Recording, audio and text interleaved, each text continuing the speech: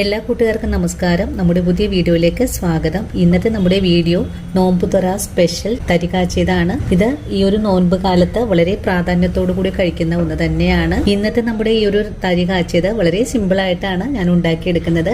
അതും നല്ല ടേസ്റ്റി ആയിട്ടാണ് നമുക്ക് കഴിക്കാനും പറ്റുന്നത്. അപ്പോൾ ഇതുവരെയും നിങ്ങൾ ഇതുപോലൊന്ന് തയ്യാറാക്കി കഴിച്ചിട്ടില്ലെങ്കിൽ ഈ ഒരു പെരുന്നാൾ ദിനത്തിൽ എല്ലാവരും ഇതുപോലെ ഒന്ന് തയ്യാറാക്കി നോക്കണേ.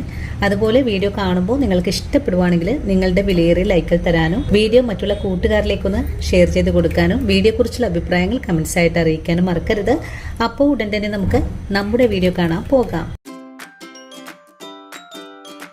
ഇനി നമുക്ക് നോമ്പുതുറ സ്പെഷ്യൽ തരിക്കഞ്ഞി തയ്യാറാക്കാൻ തുടങ്ങാം. ഇതിനായിട്ട് ഞാനിവിടെ ഒരു പാൻ അടുപ്പിലേക്ക് വെച്ചിട്ടുണ്ട്. പാൻ ഒന്ന് ചൂടായി വരട്ടെ. പാൻ ഇപ്പോൾ ചൂടായി വന്നിട്ടുണ്ട്. ഇനി ഫ്ലെയിം ഒന്ന് കുറച്ച് വെച്ച് കൊടുക്കുക. ഇനി ഈ പാനിലേക്ക് ഒരു നുള്ള് നെയ്യ് ഒഴിച്ചു കൊടുക്കുക. ഇനി നമുക്ക് ഒരു 1/4 കപ്പ് റവയാണ് വേണ്ടത്. റവയുടെ അളവ് ഒരിക്കലും കൂടി പോവരുത്. കുറഞ്ഞ അളവിൽ ചെയ്യുമ്പോഴാണ് ഈ ഒരു തരി കാച്ചിയതിന് നല്ല ടേസ്റ്റ് ഉണ്ടാവുന്നത്. ഞാനിവിടെ ഫ്രൈ ചെയ്ത റവയാണ് എടുത്തിട്ടുള്ളത്. എങ്കിൽ തന്നെയും ഇതൊന്ന് ഫ്രൈ ചെയ്ത് ചെയ്യുമ്പോഴാണ് ഇതിന് നല്ലൊരു ടേസ്റ്റ് കിട്ടുന്നത്.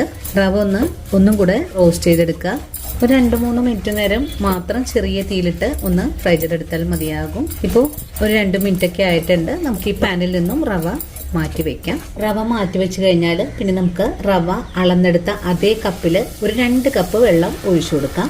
ഇനി നമുക്ക് ഈ വെള്ളത്തിലേക്ക് മധുരത്തിന് ആവശ്യമായ പഞ്ചസാരയും ഒരു നുള്ളുപ്പും കൂടി ചേർക്കണം. വെള്ളം ഇപ്പോൾ നന്നായിട്ട് തന്നെ തിളച്ചു തുടങ്ങിയിട്ടുണ്ട്. നമുക്കിതിലേക്ക് റവ അളന്നെടുത്ത അതേ കപ്പിൽ 1 കപ്പ് അളവിൽ പഞ്ചസാര ചേർക്കാം. ഒരു നുള്ളു ഉപ്പും കൂടി ചേർക്കാം. നല്ലോണം ഒന്ന് ഇളക്കി കൊടുക്കാം. പഞ്ചസാരയൊക്കെ ഒന്ന് മെൽറ്റായി വരട്ടെ. ഉപ്പെല്ലാം ചേർന്ന് വെള്ളം നന്നായിട്ട് തിളച്ചു വന്നിട്ടുണ്ട്. ഇനി ഇതിലേക്ക് നമ്മൾ നേരത്തെ ഫ്രൈ ചെയ്ത് മാറ്റി വെച്ചിട്ടുള്ള റവ ചേർക്കാം. റവ ചേർക്കുന്നതോടൊപ്പം തന്നെ നമുക്കിതുപോലെ ഒന്ന് നല്ലോണം ഇളക്കി യോജിപ്പിച്ച് വേണം റവ ചേർക്കാനായിട്ട്. ഇനി ചെറിയ തീയിലിരുന്നു കൊണ്ട് തന്നെ റവ നന്നായിട്ട് തന്നെ ഒന്ന് കുക്കായി വരണം. ഈ ഒരു സമയത്തെല്ലാം ഫ്ലെയിം ഒന്ന് കുറച്ച് വെച്ച് വേണം ചെയ്തെടുക്കാനായിട്ട്. ഫുൾ ഫ്ലെയിം വെച്ച് കൊടുക്കുവാണെങ്കിൽ റവ പെട്ടെന്ന് തന്നെ കട്ടിയായി മാറാൻ സാധ്യത കൂടുതലാണ്. അപ്പം അതുകൊണ്ട് ഇതുപോലെ ചെറിയ തീയിൽ വെച്ച് വേണം നമുക്ക് റവ ഒന്ന് വേവിച്ചെടുക്കാനായിട്ടും. അങ്ങനെ റവ ഇപ്പോൾ നല്ലതുപോലെ ഒന്ന് വെന്തൊന്ന് കട്ടിയായി വന്നിട്ടുണ്ട്. ഈ ഒരു സമയത്ത് നമുക്കിതിലേക്ക് 1/2 ലിറ്റർ തിളപ്പിച്ച പാലാണ് ചേർക്കുന്നത്. കുറച്ച് പാല് ഒഴിച്ചു കൊടുത്തതിന് ശേഷം ഒന്ന് എല്ലാം കൂടി ഇളക്കി ഒന്ന് യോജിപ്പിച്ചു കൊടുക്കാം.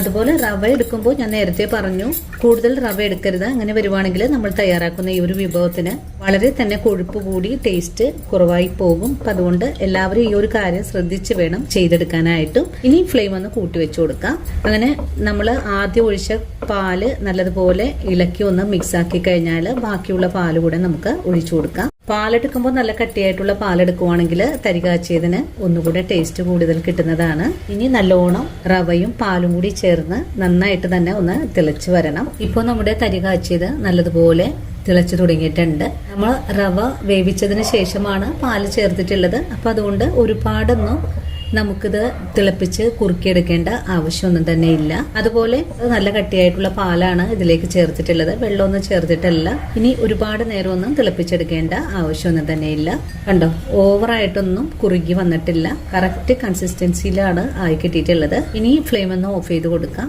അതിനുശേഷം നമുക്കിതിലേക്ക് ഒരു കാര്യം കൂടെ ചേർക്കണം. ഒരു 2 സ്പൂൺ അളവില് ഹോം മെയ്ഡ് കണ്ടൻസ് മിൽക്കാണ് ചേർത്ത് കൊടുക്കുന്നത്. ഈ ഒരു കണ്ടൻസ് മിൽക്കിന്റെ വീഡിയോ ഞാൻ അപ്ലോഡ് ചെയ്തിട്ടുണ്ട്.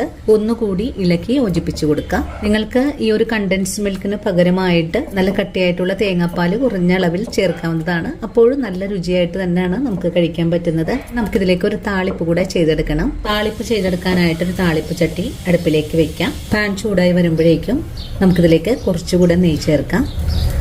ഞാനിവിടെ ഒരു 2 സ്പൂൺ അളവില് നെയ്യ് ചേർക്കുന്നുണ്ട്.